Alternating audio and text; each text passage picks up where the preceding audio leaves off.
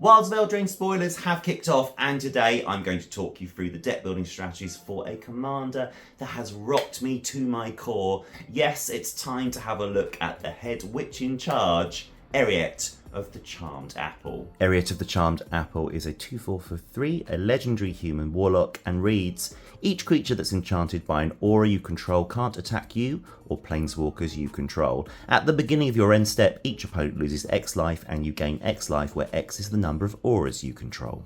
So strategy 1 plays into that first effect, where we put auras onto our opponent's creatures, so they can't attack us and can only attack our opponents. But that is a dark and twisting path through a treacherous forest, because it gives them a semi-goad effect as long as Eriette is on the battlefield, and that's our first obstacle, casting and keeping Eriette on the battlefield.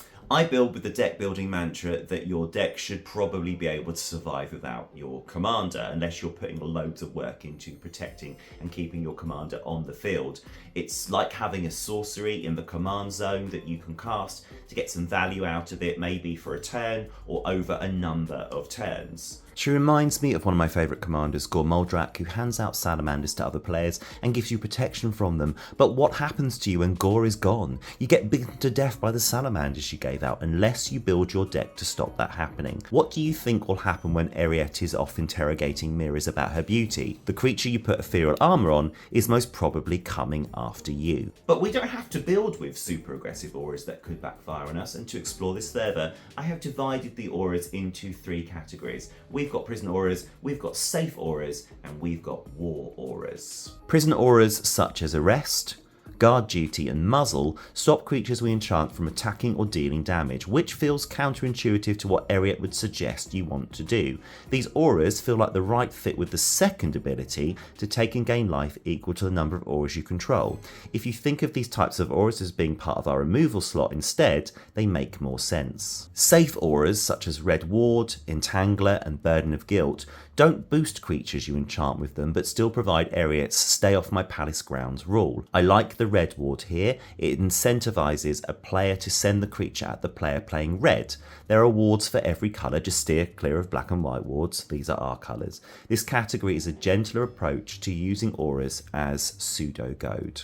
Then there's the stuff we have to plan ahead for, the war auras, such as All That Glitters, Ethereal Armour and Battle Mastery, making our opponent's creatures lethal to everyone. The best enchantment in this category is Light of Promise. Eriette gains us life for the amount of auras we control. Light of Promise puts a +1/+1 counter onto the creature for each life gained. That gets out of hand quickly. Secondly, we have the vows, Vow of Duty, Malice and Torment. They come pre-packaged with goad, and you still get to count the auras for your second ability. Add in the new Ghoulish Impetus from Alec Commander's Master Precon for an extra option. Creatures dying and sending our auras to the yard does not support Eriette's second ability, and this card just keeps on coming back. The War Aura strategy has to be built round. You will need cards like No Mercy, Hissing Miasma, Revenge of Ravens, and small creatures with Death Touch like Hide Poisoner, Ashnod Flesh Mechanist, and Billowous Skull Dweller to deter attacks. You will also want to protect your commander. Malakir Rebirth, Gift of Immortality, Swiftfoot Boots. A high proportion of your deck will need to be about protecting Eriette.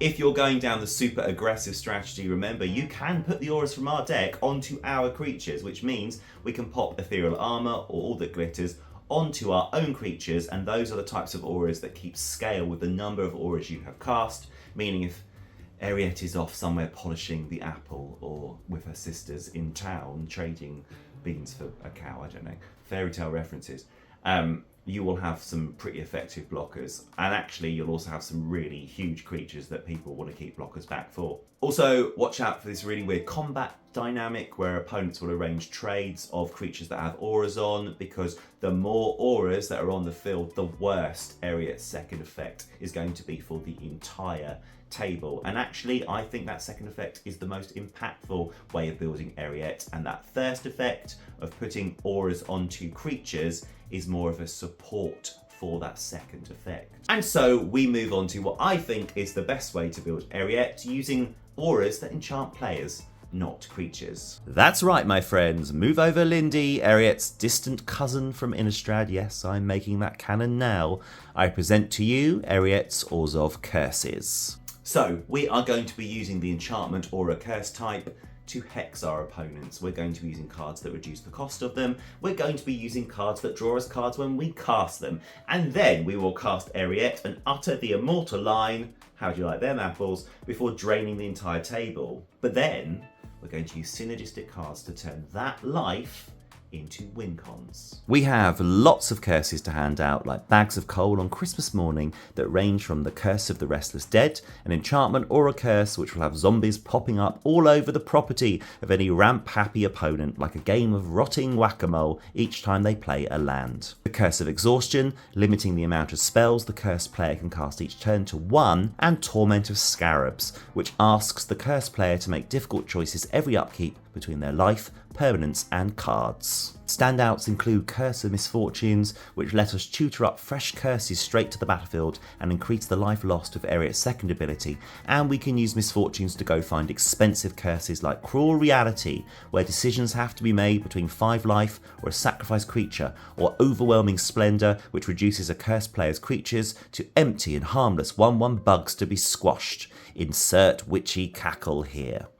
Supporting this mana-intensive casting of curses, we have a gaggle of courtiers who are desperate for a bite of Eriette's apple through lots of bowing and scraping and cost reduction and card drawing. Danifer, Capuchin, Paragon and Killian Ink Judas represent 6 creatures in the deck that all reduce the cost of our auras and other enchantments, taking the place of traditional mana rocks like Commander's Sphere and Mindstone. Killian and Danifer also have lifelink, which helps with our life gain sub-theme. Meanwhile, cards like Core Spirit Dancer, SRAM, Senior Edificer and Messer Enchantress draw us cards when we cast auras. The card draw is further supplemented with staples like Esper Sentinel, Black Market Connections and Sign in Blood, because Orzhov needs all the help he can get to keep the cards flowing. Our removal package forgoes the paths to exiles and anguished unmakings of the Orzhov world. We're going to be using instead those prison enchantments that we talked about earlier on in the video, because each one of those will contribute to the drain effect on Eriette's second ability. Alongside the 3 Thous and Ghoulish Impetus mentioned earlier, we use cannot attack or block cards like the Flavorful Trapped in the Tower,